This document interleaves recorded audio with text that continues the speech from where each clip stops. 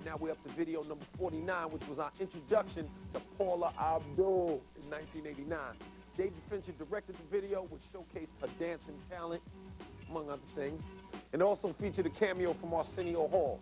She also won 4 Video Music Awards for this video, and that's not bad for your first time out. It's Paula Abdul, straight up. Oh, oh, oh.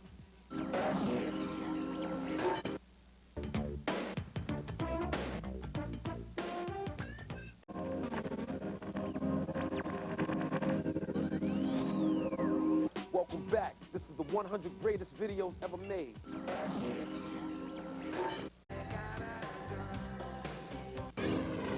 Yeah, the first video I did that really got played was this video for Once in a Lifetime. Pretty lo-fi, shot in video, some video effects and stuff in it. But basically, it was basically a performance.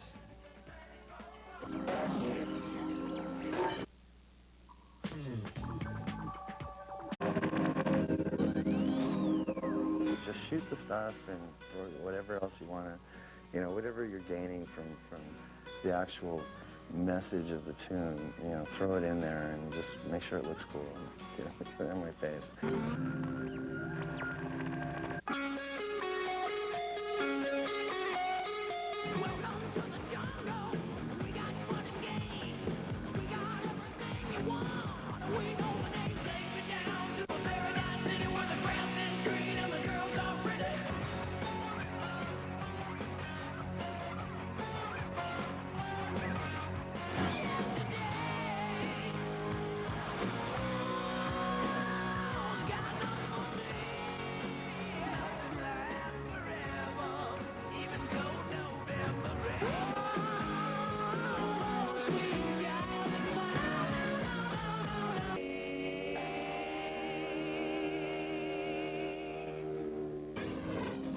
Okay, this is Slash again. Welcome back, and I want to play a video that is a Guns N' Roses video that I think is part of the top 100 videos of all time. Definitely, I think it's deserved to be in there somewhere. Anyway, this is November Rain, the Guns N' Roses.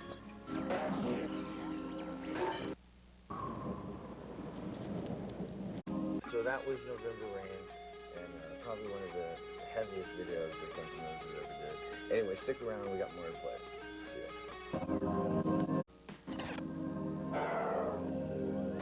You're missing, I think, 2 key elements of harder rock music in the 90s, which are Alice in Chains and Soundgarden. Alice in Chains, incredibly strong video. Like the coldest winter chill, heaven beside you. Incredibly influential on a lot of the stuff that's going on now at the end of the 90s. And the same thing with Soundgarden. I mean, you know, Black Hole Sun. Won't you come?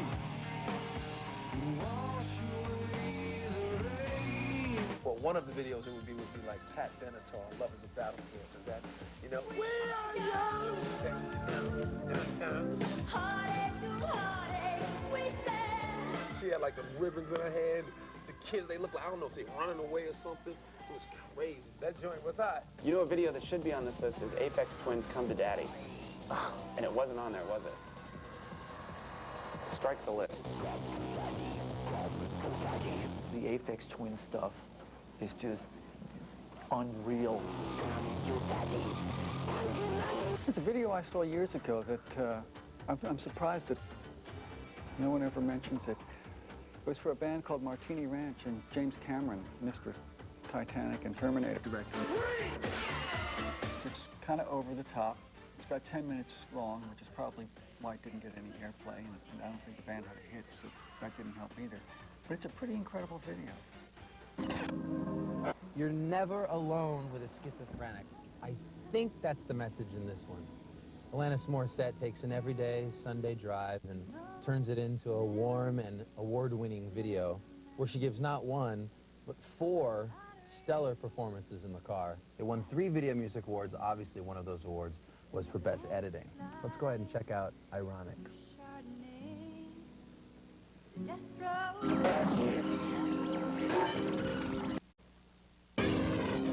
All right, so there it was. That was Ironic. It was directed by Stefan Sidnawe, who's worked with Madonna, Bjork, and the Red Hot Chili Peppers. Good video there. We're going to take a break. When we get back, if you really want to try and understand what life is like on the road for a mega, I shouldn't take my eyes off the road, should I? A mega rock and roll band, I highly recommend you stick around because the classic from Bon Jovi is coming up.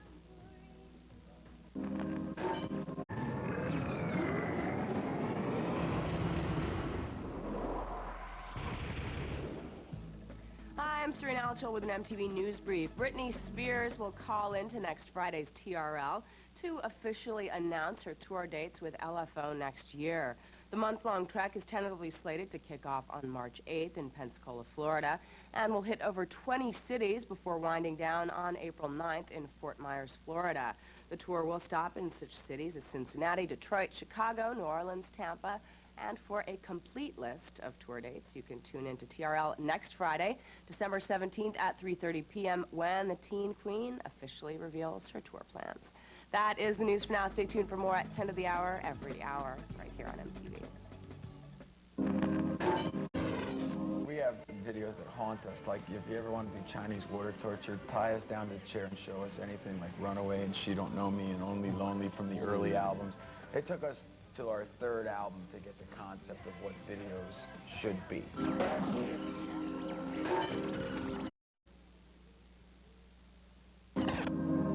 Now, it has been said that Wanted Dead or Alive is the apex, the quintessential band on the road video.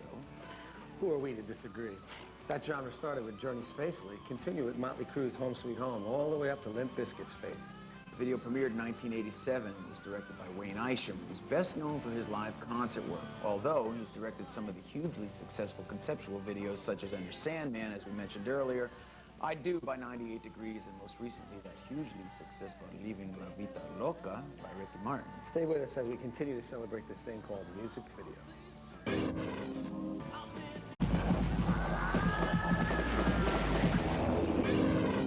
I think it was Billie Jean. It's kind of surreal and it's different. I didn't come up with that concept. It was, I think, a British fellow, Steve Byrne, and I thought he had wonderful ideas, but I let him go with it.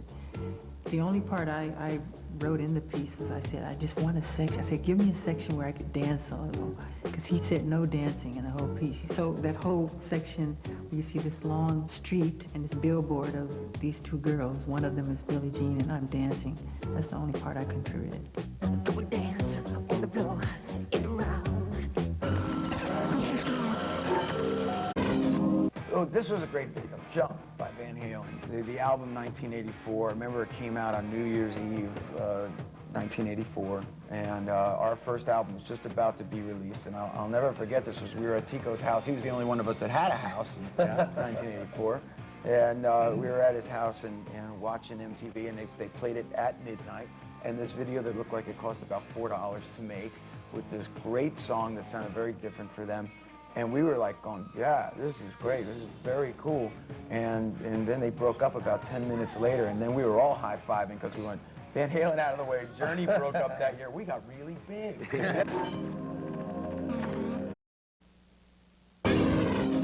That was the original Van Halen with Jump from their album 1984. And Dr. Dre's Nothing But a G-Fang earns its place in the annals of music video history for two reasons. Firstly, it ushered in Dre's trademark G-Funk sound, but more importantly, it introduced Calvin Brodus, a.k.a. Snoop Doggy Dogg, to the world. Check it out.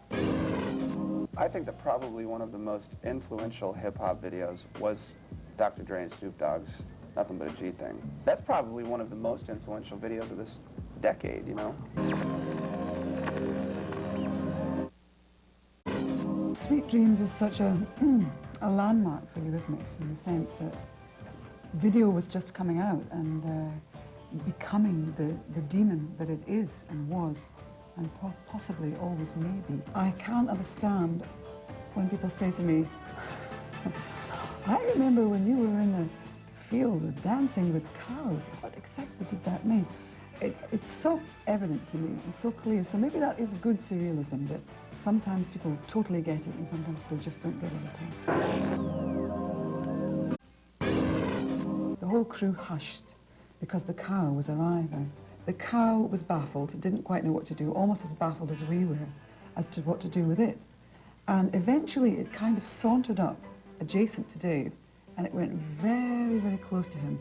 And I felt this happening, and I felt slightly uncomfortable with it. And he just did this amazing thing where he just kind of turned to the cow and eyeballed it. And for a split second, they just eyeballed each other, as if they understood. Blind Melon's Shannon Hoon obviously left us much too soon, but he and the band will always be remembered for the next video. The uplifting image of the Bee Girl is as memorable as the song's opening guitar riff. Before we roll the video, we caught up with the Bee Girl to see what life is like as a teenage video icon.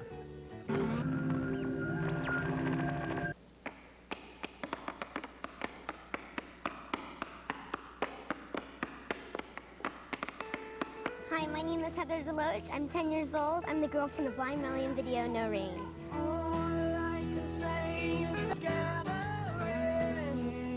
Starring in one of MTV's 100 greatest videos ever made got Heather DeLoach into this TV Guide photo shoot. Not only that, since playing the Bee Girl, she's become an actress, with small parts in movies like A Little Princess and Anywhere But Here. Being a Bee Girl has affected my life a lot. It's made a huge impact on it as far as my working has gone. It's brought on a lot of better parts for me. This is really cool. I would have never, ever expected it. Sam Beer, the director, oh, he was so fun. And he said he hoped he doesn't ruin me for my life because of the way I dress, you know? Oh. Some people are like, how could you ever dress up in a costume like that? Weren't you embarrassed? I was 10. I mean, it didn't really matter to me, so I thought it was pretty cool. Yes, she's proud of her Bee Girl past, and she's thrilled that non-band member characters continue to make an impact in music video. I'm pretty fly for a white guy. He's so rad. Kind of reminded me of me, because everywhere I went, everybody always wanted me to do the tap dance. He is the coolest guy ever. But there is, of course, one dark cloud amongst Heather's happy Bee Girl memories. I was extremely shocked when I heard that Shannon passed away. It was kind of like I never thought that that could happen to such a great group of guys. They seemed like they were going really far in the positive way, and they could have done something big with their lives. Directed by Samuel Baer, here's Blind Melon with No Rain.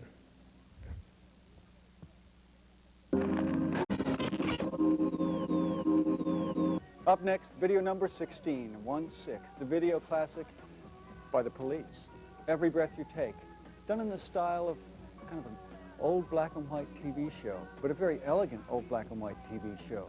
Godley and Cream directed it. They used to be in a band, 10cc, and they did a couple of great videos for their own band at various times. And this is a really great video. The videos are very simple. Simple ideas, and the great thing about Every Breath You Take was it was in black and white. And the tinting escaped me, so I missed it.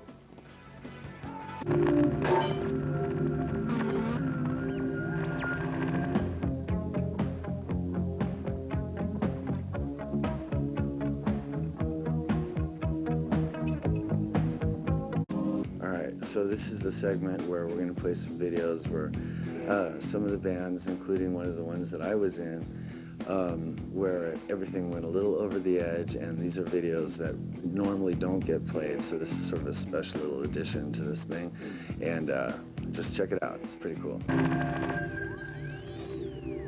Video, like every art form, has its innovators and its titilators, the latter invariably stirring up some controversy for one reason or another.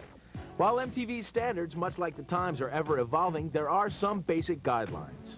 Logos equal free advertising, a definite no-no. Neil Young found this out the hard way when his scathing "This Note's for You" was banned from the channel for promoting the very corporations the song mocked.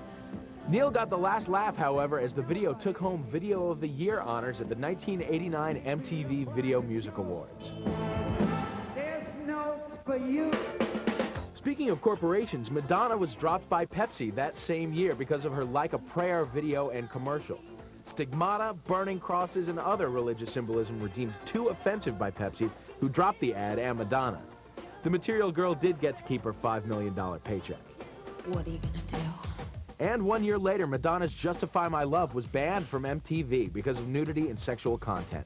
This also turned out to be a blessing in disguise, as Madonna made a bundle selling it as the first ever video single. And that's not all for the Big M. Her erotica video, while never completely banned, wound up running only after midnight due to its risque content. Other videos that ran into trouble for being too sexy include Bon Jovi's Living in Sin, Cher's If I Could Turn Back Time, Motley Crue's Girls, Girls, Girls, Sir Mix-a-Lot's Baby Got Back, Two Live Crew's Me So Horny, and George Michael's I Want Your Sex, which actually ran with a disclaimer to clarify that the song was a tribute to monogamy.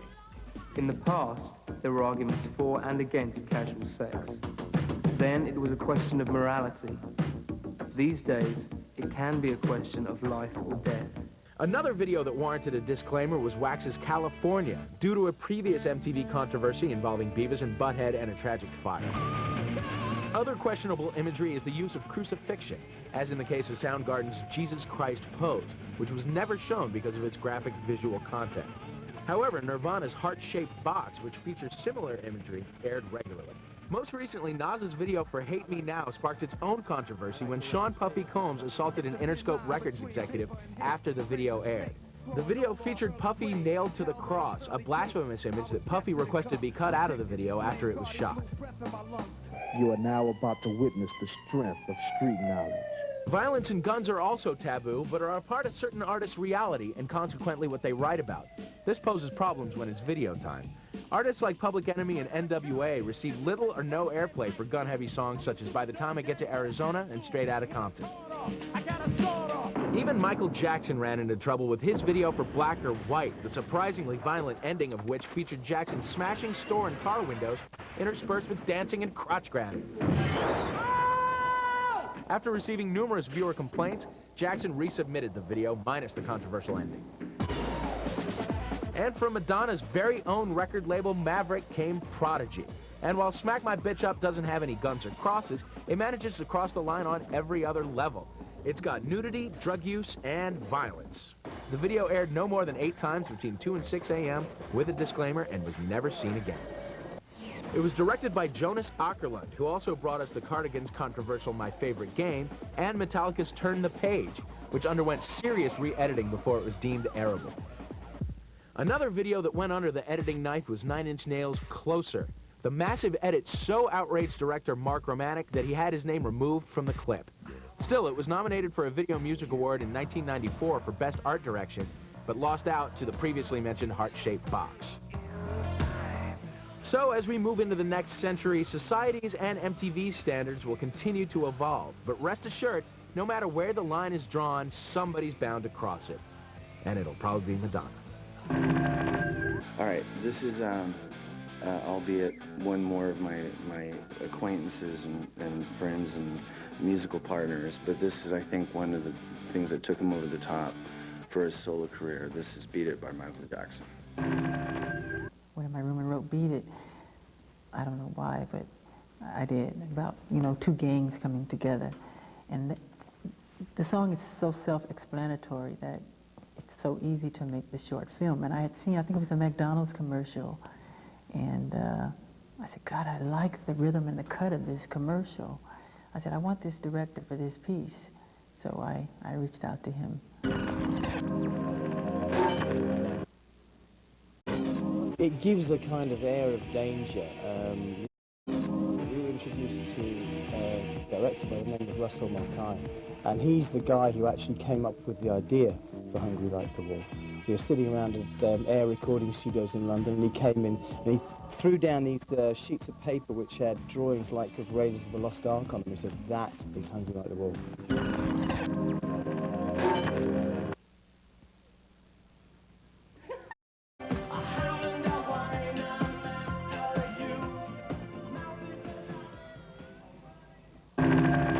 You wouldn't have wanted to go for a swim in that river.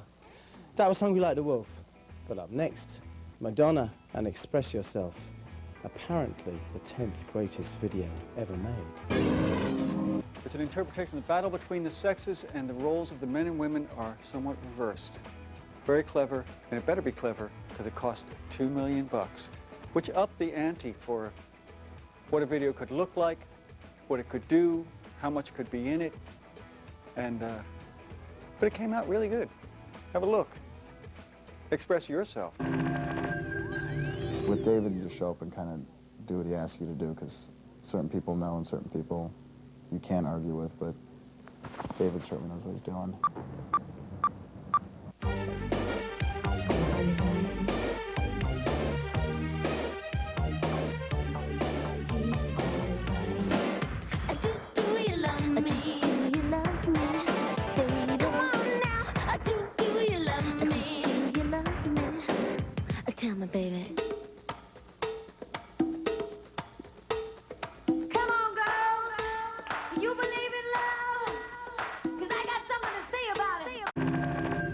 I'm John Bon Jovi. And Tico Torres. I'm Richie Sambora. Next up is the fantastically enjoyable and delightfully irreverent Sabotage by the Beastie Boys. We're going to show the Spike Jones-directed homage to the 70s TV cop shows. But before we do that, let's take a look at how the Beastie Boys have evolved since they burst onto the scene in 1986 with their commercial success, License to Ill. Check it out. That was a cherished rock ballad, Sweet Child of Mine from Guns N' Roses. Appetite for Destruction was the biggest selling debut in music history. The wide MTV exposure given to the Nigel Dick directed video propelled the single to #1 on the charts and won the Best Heavy Metal Video Award in 1989. You know that song was written for Axl's then girlfriend, and the video features the then girlfriends of each of these band members. Yeah, sadly, none of the couples made it, but the precious song video will always remain. Stick around. We've got the 5 greatest videos ever made up next. You know what's one of the greatest videos I've ever seen in my life? Is that Unstained song. Oh, the skateboard thing. The skateboard called Scrape. Yeah, that's great. That's the most compelling video you've ever seen in your life. Ever. It makes you want to barf. Like a Guns N' Roses. Again, describing, nodding